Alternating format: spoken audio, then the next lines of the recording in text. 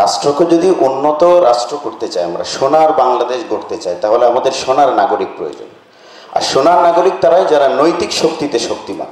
এই নৈতিক শক্তিতে যদি আমরা শক্তিমান করতে চাই, তাহলে তাদেরকে প্রাইমারিতে, যেহেতু এখন বেশিরভাগ মানুষ হচ্ছে কর্মক্ষেত্রে সম্পৃক্ত, পরিবারে সময় দিতে পারে না, প্রাইমারিতে নৈতিক শিক্ষা মজবুত করার ক্ষেত্রে পরকালের বিশ্বাসকে মজবুত করার কোনো বিকল্প নেই।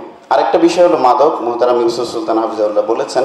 আমি শুধু বাংলাদেশের বাস্তবতা একটু বলতে চাই। আপনারা জানেন যে বাংলাদেশের ক্যাম্পাসগুলো মাদকের আখড়ায় পরিণত হয়েছে। 19 মে 2025 দৈনিক সমকালের রিপোর্ট হলো, মাদক সন্ধ্যা হলেই ক্যাম্পাসে বসছে মাদকের আসর। দৈনিক কালের কণ্ঠে 2017 সালের নভেম্বরের 4 তারিখ এডিটোরিয়াল করা হয়েছে, সেখানে বলা হয়েছে ঢাবি এবং বুয়েট মাদকের আখড়া। আমাদের বিশ্ববিদ্যালয়গুলো যখন মাদকের আখড়ায় পরিণত হয়েছে, তখন আমরা বুকে হাত দিয়ে এটা বলতে পারি আমাদের মাদ্রাসাগুলোতে 1%ও মাদকাসক্তি নাই। এটার পেছনে মূল কারণ হচ্ছে সেখানে কোরআন কারীম শেখানো হয়। এই কোরআনকে যদি আমাদের প্রাইমারি থেকে বিশ্ববিদ্যালয় পর্যন্ত আমরা আনতে পারি, তাহলে মাদক থাকবে না। আপনি হয়তো দেখাবেন যে খরচ হবে, কয়েক হাজার কোটি টাকা খরচ হবে, কিন্তু আপনার এই মাদকাসক্ত লোকগুলো যখন ছিনতাই করছে, তারা যখন হসপিটালে ভর্তি হচ্ছে, মাদকাসক্তি নিরাময় কেন্দ্রে ভর্তি হচ্ছে, তখন আমার রাষ্ট্রের টাকা যাচ্ছে না, রাষ্ট্রের বিশৃঙ্খলা তৈরি হচ্ছে না।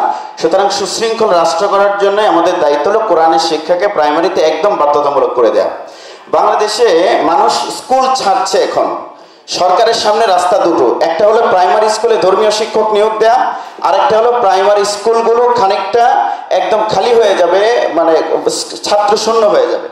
অনেক রিপোর্ট এসেছে। 12 সেপ্টেম্বর, আজ থেকে 3 দিন আগে দৈনিক জনকণ্ঠে একটা রিপোর্ট এসেছে।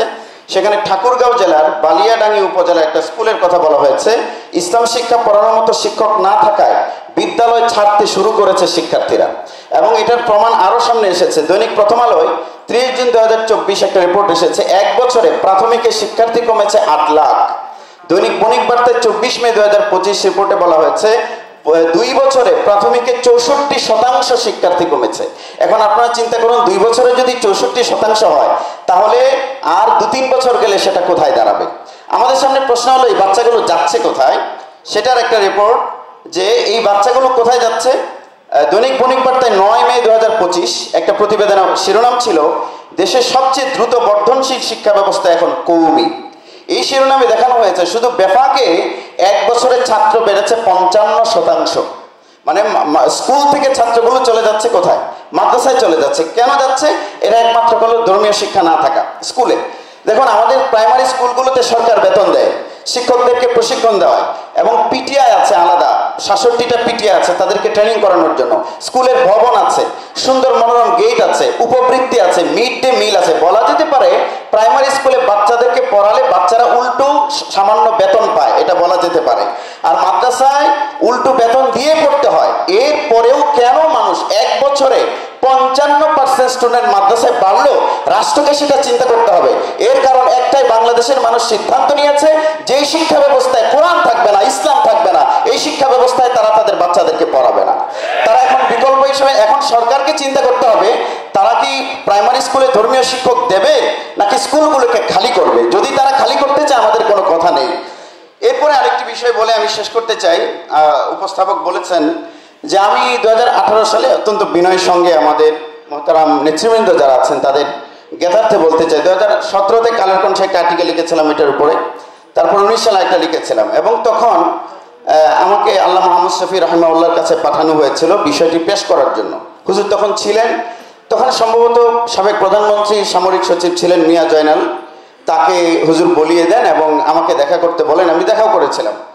সেই সময়ে বিষয়টি আজকে প্রবন্ধে এসেছে, এটা যে 21 জানুয়ারি 2010 সাবেক প্রধানমন্ত্রী, মানে পলাতক প্রধানমন্ত্রী হাসিনা এটা কিন্তু বলেছিলেন যে ধর্মীয় শিক্ষক নিয়োগ দেবেন।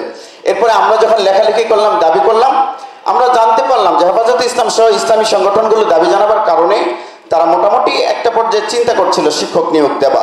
কিন্তু থেমে গেল কেন? এটার উত্তর নেই। তারা চিন্তা করেছে যে যদি 65,000 প্রাথমিক বিদ্যালয়ে 65,000 শিক্ষক নিয়োগ দেওয়া হয়, তাহলে আলেমদের কর্মসংস্থান হয়ে যাবে।